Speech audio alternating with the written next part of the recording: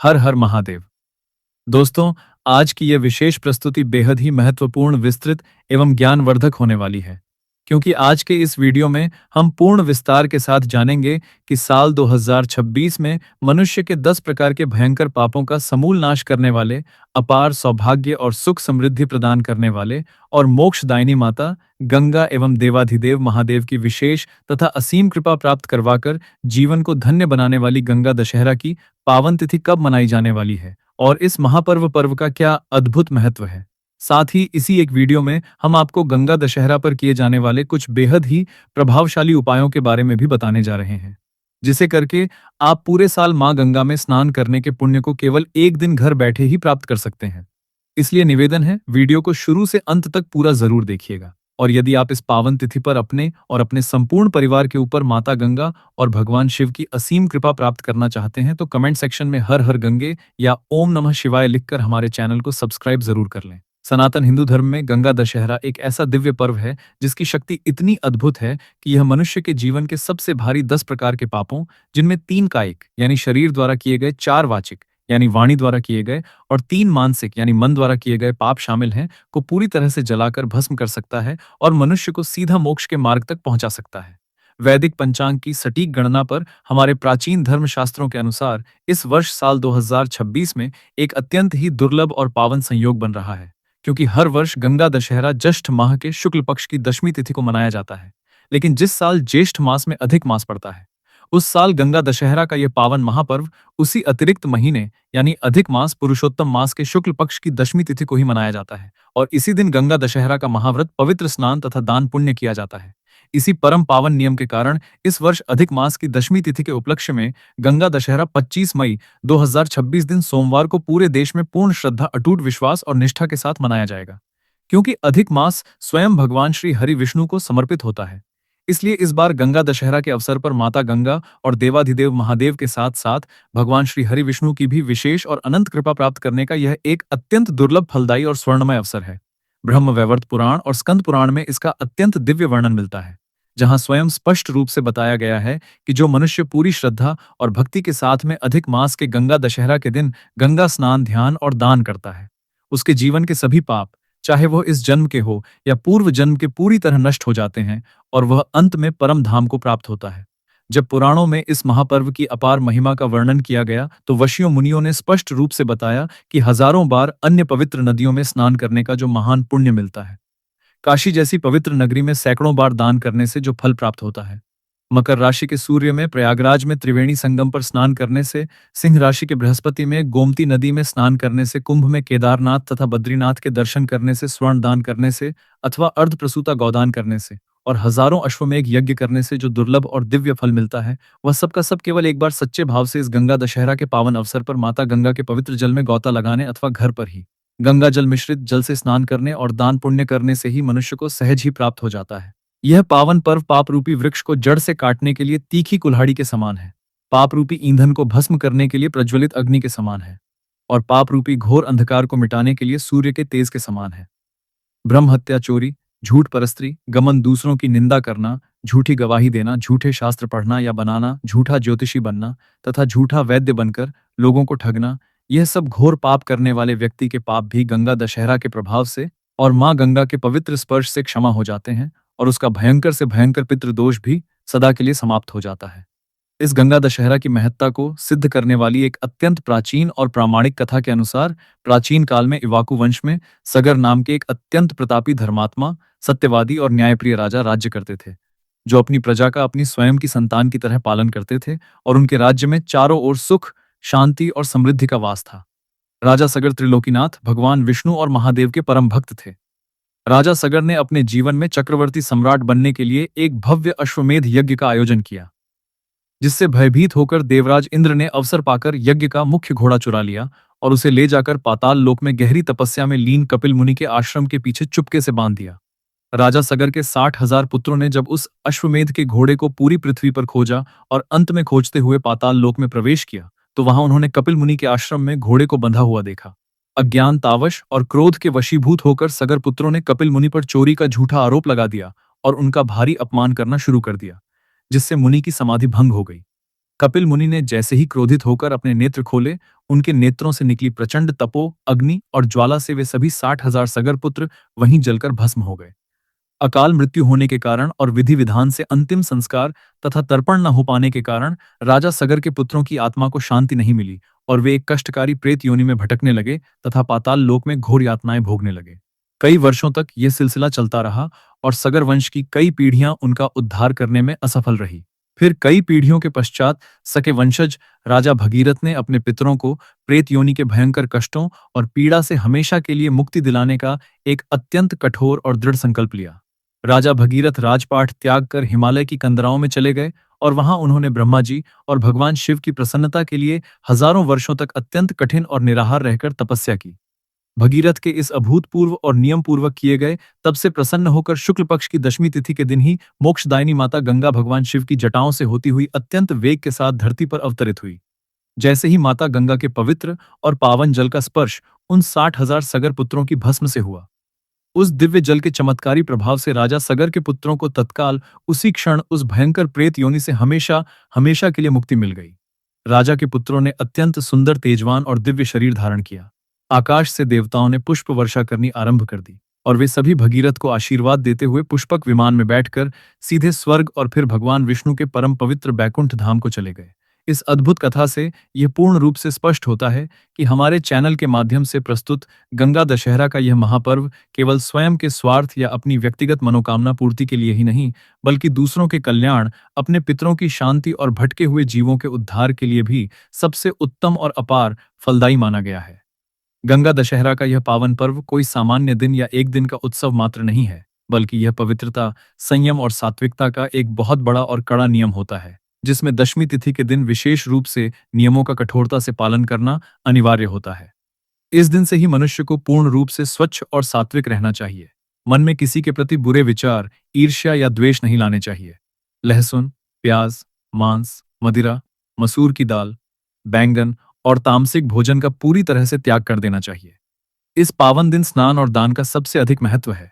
इसलिए स्नान के सटीक और शुभ मुहूर्त का ध्यान रखना अत्यंत आवश्यक है। वैदिक पंचांग के अनुसार 25 मई 2026 को गंगा दशहरा के दिन पवित्र स्नान करने का सबसे उत्तम और सर्वश्रेष्ठ समय प्रातःकाल सूर्योदय से पूर्व यानी ब्रह्म मुहूर्त में रहेगा,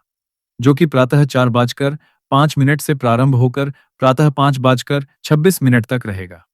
यदि किसी कारणवश आप ब्रह्म मुहूर्त के इस अति पावन समय में स्नान नहीं कर पाते हैं, तो सूर्योदय के पश्चात प्रातः 7:10 से लेकर प्रातः 9:15 तक के शुभ चौघड़िया मुहूर्त में भी स्नान का पूर्ण पुण्य प्राप्त किया जा सकता है। इस शुभ मुहूर्त में नित्य कर्मों से निवृत्त होकर पवित्र गंगा नदी में स्नान करना चाहिए, और यदि गंगा नदी आपके निवास स्थान से दूर हो या वहां जाना संभव न हो, तो आपको तनिक भी निराश होने की आवश्यकता नहीं है। आप अपने घर पर ही नहाने के शुद्ध जल में थोड़ा सा गंगा जल मिलाकर पूरी श्रद्धा और पवित्र भाव के साथ स्नान कर सकते हैं। इससे भी आपको गंगा स्नान के समान ही पूर्ण फल प्राप्त होगा। गंगा दशहरा के पावन दिन 10 की संख्या का बहुत बड़ा और विशेष महत्व शास्त्रों में बताया गया है। इसलिए स्नान करते समय माता गंगा का ध्यान करते हुए 10 बार पवित्र डुबकी लगानी चाहिए, या घर पर स्नान करते समय हर हर गंगे का 10 बार स्पष्ट उच्चारण अवश्य करना चाहिए। स्नान के बाद स्वच्छ और धुले हुए हल्के रंग के वस्त्र, विशेषकर पीले या श्वेत वस्त्र धारण करने चाहिए। अपने घर के मंदिर की सफाई करने के बाद भगवान शिव, माता पार्वती, माता गंगा और श्री हरि विष्णु की प्रतिमा या चित्र को स्थापित करें। भगवान को पंचामृत यानी दूध, दही, घी, शहद और शक्कर से स्नान कराएं और फिर शुद्ध गंगा जल से अभिषेक करके उन्हें सुंदर वस्त्र पहनाएं। इसके पश्चात अपने दाहिने हाथ में थोड़ा सा शुद्ध जल पुष्प और कुछ काले या सफेद तिल लेकर भगवान के सामने बैठकर पूर्ण श्रद्धा के साथ मन ही मन संकल्प करें कि हे माता गंगे, हे देवाधिदेव महादेव, हे श्रीहरि, और आज मैं आपकी प्रसन्नता के लिए, अपने पापों के नाश के लिए और अपनी मनोकामनाओं की पूर्ति के लिए पुरुषोत्तम मास में पड़ने वाले इस गंगा दशहरा का यह महापुण्य कार्य कर रहा हूँ। भगवान हमें अपनी शक्ति प्रदान करे, अपनी भक्ति प्रदान करे, हमारी अज्ञानता को दूर करे और हमारे इस अनुष्ठान की हर प्रकार की बाधाओं से रक्षा करे। ऐसा बोलकर हाथ में लिया हुआ जल और पुष्प भगवान के श्री चरणों में छोड़ दें। इसके बाद भगवान का गोपी चंदन या सफेद चंदन से तिलक करें, पीले फूल अर्पित करें, धूप और गाय के शुद्ध घी का एक सुंदर सा दीपक प्रज्वलित करें। भगवान शिव और माता गंगा को प्रसन्न करने का सबसे परम प्रिय और सिद्ध मंत्र ओम नमः शिवाय और गायत्री मंत्र है। साथ ही अधिक मास होने के कारण ओम नमो भगवते वासुदेवाय मंत्र का भी इस दिन कम से कम 108 बार यानी एक पूरी माला का नियम पूर्वक जाप अवश्य करें। आप चाहे तो शिव चालीसा, गंगा, लहरी या विष्णु सहस्त्र नाम का पाठ भी कर सकते हैं। इस व्रत और पर्व के दौरान आपका मन पूरे दिन भगवान के चरणों में ही लगा रहना चाहिए। आपसे अज्ञानता में भी किसी जीव की हत्या ना होने पाए। किसी को भी आप कटु शब्द या अपशब्द ना बोलें। किसी जीव पर हिंसा ना करें और दिन के समय भूलकर भी ना सोए। अब हम उन ढेरों चमत्कारी और अद्भुत उपायों की बात करेंगे जो गंगा दशहरा के दिन करने से आपके जीवन की बड़ी से बड़ी समस्याएं दूर हो सकती हैं। यदि आप लंबे समय से आर्थिक तंगी का सामना कर रहे हैं, धन का आगमन रुक गया है या कर्ज बहुत अधिक बढ़ गया है, तो धन प्राप्ति के लिए आपको गंगा दशहरा के दिन शाम के समय अपने घर के ईशान कोण यानी उत्तर पूर्व दिशा में गाय के शुद्ध घी का एक चौमुखी दीपक जलाना चाहिए और उस प्रज्वलित दीपक में थोड़ी सी केसर की पत्तियां या एक चुटकी हल्दी और काले तिल डाल देने चाहिए। साथ ही वहीं भगवान शिव और विष्णु जी के समक्ष बैठकर माता लक्ष्मी और महादेव को प्रसन्न करने के लिए श्री सूक्त या दरिद्र दहन शिव स्तोत्र का 11 बार पाठ करना चाहिए। ऐसा करने से माता लक्ष्मी और भोलेनाथ अत्यंत प्रसन्न होते हैं और घर में धन की कभी कमी नहीं रहती तथा दरिद्रता हमेशा के लिए दूर हो जाती है। दूसरा अत्यंत प्रभावशाली उपाय पितृदोष शांति और कार्यों में आ रही लगातार बाधाओं को समाप्त करने के लिए है। ये सारे प्रभावशाली उपाय जिसके अंतर्गत गंगा दशहरा के दिन दोपहर के समय किसी भी प्राचीन पीपल के वृक्ष की जड़ में एक लोटे जल में थोड़ा सा कच्चा दूध, काले तिल, गंगा जल और एक बताशा मिलाकर अर्पित करना चाहिए और ओम नमः शिवाय तथा विष्णु मंत्र का लगातार मन ही मन जाप करते हुए उस पीपल के वृक्ष की 7 परिक्रमा करनी चाहिए।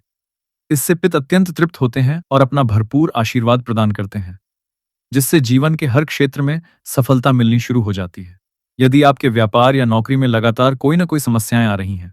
प्रमोशन रुका हुआ है या व्यापार में घाटा हो रहा है, तो गंगा दशहरा के दिन भगवान श्री हरिविष्णु या भगवान शिव को 11 ताजे पीले फूल, 11 बेलपत्र और एक मिट्टी के घड़े में पानी भरकर अर्पित करें और पूरी श्रद्धा से उनका पूजन करें। पूजन के पश्चात अगले दिन उस जल से भरे घड़े को किसी ब्राह्मण या जरूरतमंद को दान कर दें। ऐसा करने से व्यापार में दिन दुगनी रात चौगुनी तरक्की होने लगती है और नौकरी में मनचाही सफलता प्राप्त होती है। विवाह योग्य युवक युवतियों के विवाह में यदि अड़चने आ रही हैं या मनचाहा जीवन साथी नहीं मिल रहा है, तो गंगा दशहरा के दिन शिवलिंग पर केसर मिश्रित जल चढ़ाएं और माता पार्वती को सुहाग की सामग्री अर्पित करके शीघ्र विवाह की प्रार्थना करें। इससे विवाह के योग बहुत जल्द बन जाते हैं। गंगा दशहरा के दिन किए गए दान का फल करोड़ों गुना होकर वापस मिलता है। इसलिए इस दिन अपनी सामर्थ्य के अनुसार किसी योग्य ब्राह्मण या जरूरतमंद व्यक्ति को दान अवश्य करना चाहिए, क्योंकि इस दिन 10 की संख्या का विशेष महत्व है। इसलिए इस पावन अवसर पर 10 प्रकार की वस्तुओं का दान सबसे उत्तम माना गया है। आप अपने सामर्थ्य अनुसार शीतल जल से भरा हुआ मिट्टी का घड़ा, सत्तू, गुड़, तरबूज, खरबूजा, हाथ से झलने वाला पंखा, छतरी, पीले वस्त्र, तिल और कुछ दक्षिणा का दान अवश्य करें। यदि संभव हो तो इन वस्तुओं का दान 10 ब्राह्मणों को या 10 जरूरतमंदों को दें और गौ माता की सेवा करते हुए उन्हें हरा चारा और गुड़ खिलाना बिल्कुल न भूलें। ऐसा करने से मनुष्य के जन्म जन्मांतर के संचित पाप कट जाते हैं और जीवन में चारों ओर से सुख, शांति, समृद्धि और अपार सफलता स्वयं खींची चली आती है। इसके अलावा यदि आप कर्ज से बहुत अधिक परेशान हैं, तो गंगा दशहरा के दिन एक लोटे जल में थोड़ी सी पीली सरसों हल्दी और गंगा जल मिलाकर भगवान शिव के शिवलिंग पर अर्पित करें और शिव चालीसा का पाठ करें। इससे कर्ज से मुक्ति के मार्ग बहुत जल्दी खुल जाते हैं। इस दिन सुबह जल्दी उठकर पुनः स्नान करके भगवान की विधिवत पूजा करनी चाहिए और जो भी सात्विक भोजन आपने घर में बनाया है, सबसे पहले उसका भगवान को भोग लगाना चाहिए। स्वयं भोजन ग्रहण करने से पहले किसी ब्राह्मण, गाय, माता या किसी भूखे और जरूरतमंद व्यक्ति के लिए आदरपूर्वक भोजन और दक्षिणा जरूर निकालनी चाहिए। उसके बाद ही भगवान का स्मरण करते हुए भोजन ग्रहण करना चाहिए। बासी भोजन या बाजार का भोजन भी ग्रहण करने से बचना चाहिए। यह गंगा दशहरा का पावन दिन केवल पवित्र नदी में डुबकी लगाने या एक दिन का उत्सव मात्र नहीं है, बल्कि यह अपनी आत्मा को अंदर से पूरी तरह शुद्ध करने, अपने पुराने और बुरे कर्मों को पुण्य में बदलने और ईश्वर के साथ एकाकार होने का एक अत्यंत दिव्य और दुर्लभ अवसर माना जाता है। इस दिन मनुष्य को अपने विचारों, अपने दैनिक व्यवहार और अपने कर्मों को अत्यंत पवित्र और सात्विक बनाना चाहिए, क्योंकि मान्यता है कि गंगा दशहरा के दिन किए गए एक छोटे से भी शुभ कार्य, दान या सेवा का फल अपार गुना बढ़ जाता है। इसीलिए सबसे पहले अपने मन को शांत और निर्मल रखना आवश्यक है। किसी का अपमान करना या मन में ईर्ष्या रखना इस दिन सर्वथा वर्जित है, क्योंकि नकारात्मक भावनाएं दिन की सारी आध्यात्मिक ऊर्जा को क्षण भर में नष्ट कर देती हैं। यदि आप भी अपने जीवन के जाने अनजाने में हुए सभी 10 प्रकार के पापों को जड़ से नष्ट करना चाहते हैं, अपने दुर्भाग्य को सौभाग्य में बदलना चाहते हैं, एक उत्तम और खुशहाल जीवन चाहते हैं और अंत समय में मोक्ष तथा परम धाम चाहते हैं, तो आज ही आप आने वाले इस पावन पुरुषोत्तम मास के गंगा दशहरा पर पवित्र स्नान और दान करने का दृढ़ संकल्प अवश्य लीजिएगा। कमेंट बॉक्स में हर हर गंगे लिखकर आप अपने पापों को क्षीण कर सकते हैं और भगवान की कृपा प्राप्त कर सकते हैं। आप सभी को इस अत्यंत पावन गंगा दशहरा महापर्व की एक बार फिर से बहुत बहुत हार्दिक शुभकामनाएं। ये पावन पर्व आपके और आपके परिवार के जीवन में अपार सुख, अनंत समृद्धि, उत्तम स्वास्थ्य और चिरस्थायी शांति लेकर आए। मोक्षदायिनी माता गंगा, भगवान भोलेनाथ और श्री हरि विष्णु आपकी सभी मनोकामनाएं और इच्छाएं पूर्ण करें। इसी पवित्र मंगल कामना के साथ हर हर महादेव।